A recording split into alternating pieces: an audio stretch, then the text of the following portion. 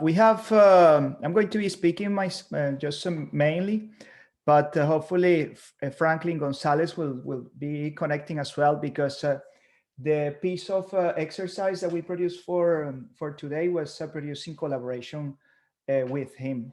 So I hope that he manages to connect. Just let me change the screen. Yes.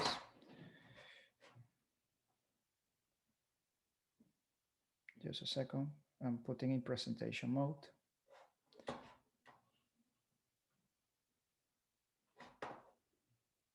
Oh, this one, yes.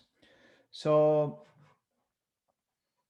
Franklin Gonzalez hopefully will be joining us today, although he has a busy agenda. And okay, let me move this away from here.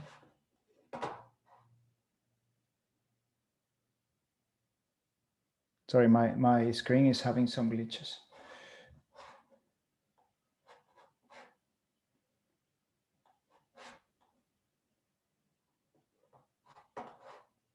So I'm going to work the presentation mode. Let me put it like this. Right. So I hope you can see my screen. Can you see my screen at the moment? Yes. Okay, let me carry on. So as I mentioned, the presentation is intended to be done with a friend of mine or colleague as well that has been working on or learning machine learning, and so we've been working together on some applications of machine learning for the energy sector and for the oil and gas industry. Thinking and iterating on some ideas. And this is a particular example that we put together, both of us working on the Volve production data, because as most of you may know, this is a production, an open source production data. The resources that are available for all of you, we have, some of you may know, we have a Slack community that has over 800 members. And if you're interested, I can send the details through at the end of a presentation through the chat. Just let me know in the chat if you're interested, and I'll look for that link. We have a GitHub repository where we put a lot of code there.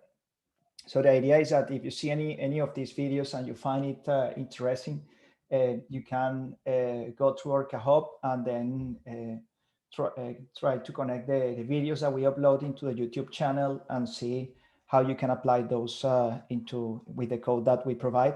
So of course we have these webinars, which it's pretty much hands-on. What we try to do is rather than having philosophical discussions, we try to go into practical examples.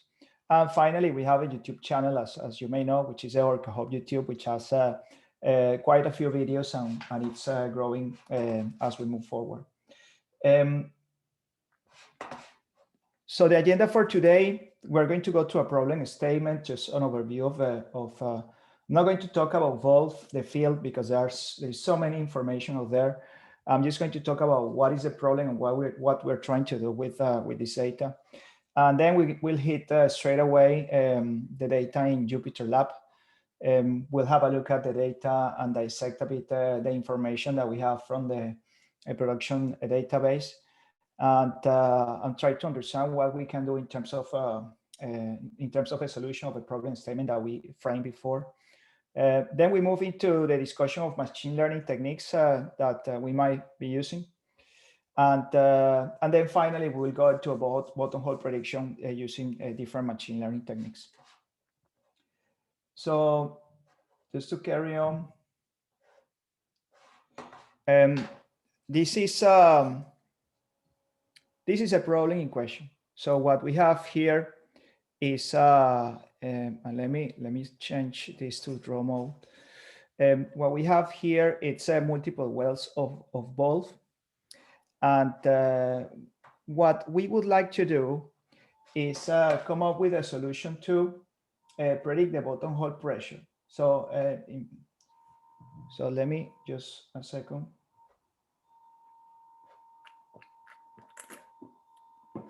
Okay, there we go.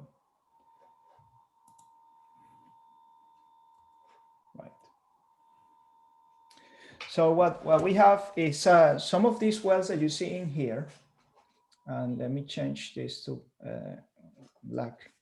So there are a few wells, and they may have at the bottom hole, they usually have a gauge and some other with some information, usually with information such as the bottom hole pressure and the bottom hole temperature, right?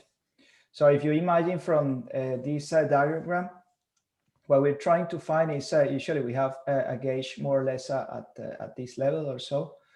And what we would like to understand is what if, let's put two scenarios. The first scenario is I want to have a virtual meter.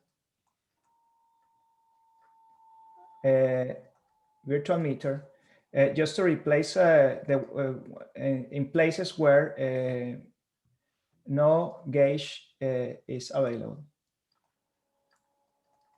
So that's the first scenario. And the second scenario, it's let's imagine that the meter actually failed completely. So the first and the second is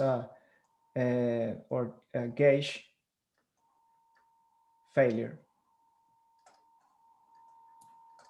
So of course we can use multi-phase flow correlation techniques that are dependent on all the geology, all the design of a well.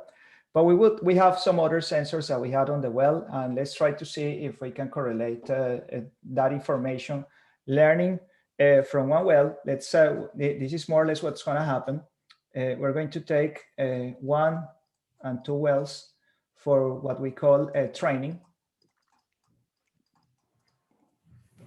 So these are going to be our wells where we're going to train data to predict, in particular, bottom hole pressure. And what we would like is to predict on the rest of the wells. And I think it's actually, we have 5 producers overall. So I'm not quite sure where are the producers on the top of my head. But what we would like is to predict on well 1, well 2, well 3, and well 4. What is it that we're going to predict? Well, the bottom hole the bottom hole pressure. So assuming that we don't have a gauge, or assuming that the gauge failed, and we would like to predict. But of course, we have the data. So we can use the same data to test the quality of a machine learning model that we're going to generate. And I understand that I'm talking a bit about machine learning here, and I'm not explaining what it is and what techniques I'm referring to. But as soon as I am ready to get in, I'm just going to give you a couple of slides to show you what is it that we're trying to achieve with those techniques. So far so good.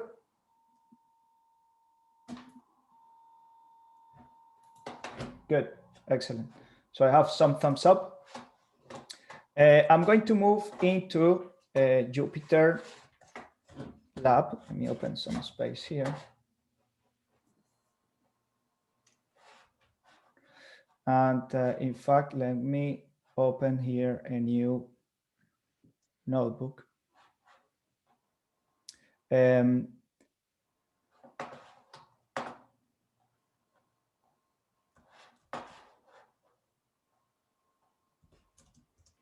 So some of these sessions we use Jupyter Lab, some others we use Visual Studio Code, and in some other sessions we use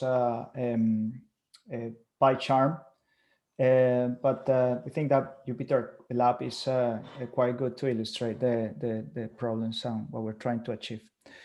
So let me go to a folder where I'm going to share later on all the information in GitHub. And excuse me, Alejandro. Yes.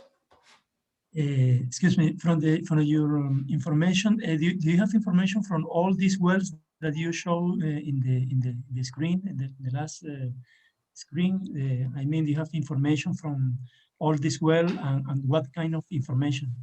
Thanks. Yes. No, excellent. That's a very good question.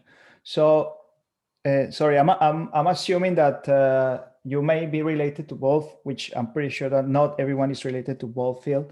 But Volve, it's a field that was data that was released by Equinor. So if I go into just Google Volve field Equinor, you will find what they call this, what is it that they call the,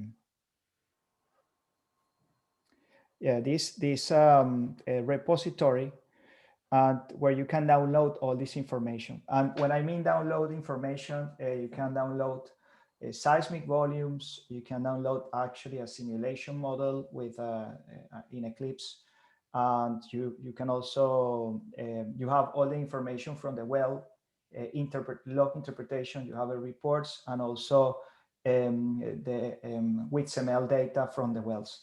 So it's quite a large and complete data set that you can get to, and it's all the reports that were provided by the service companies at the time that they were drilling the wells, the interpretation of Equinor at the time. So it's very complete.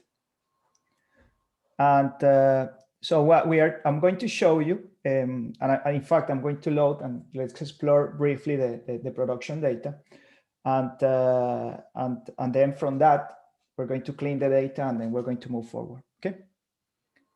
So that's from the point of view of Volve. If you see this folder that I have here, it more or less mirrors the folder that we have in Orca Hub.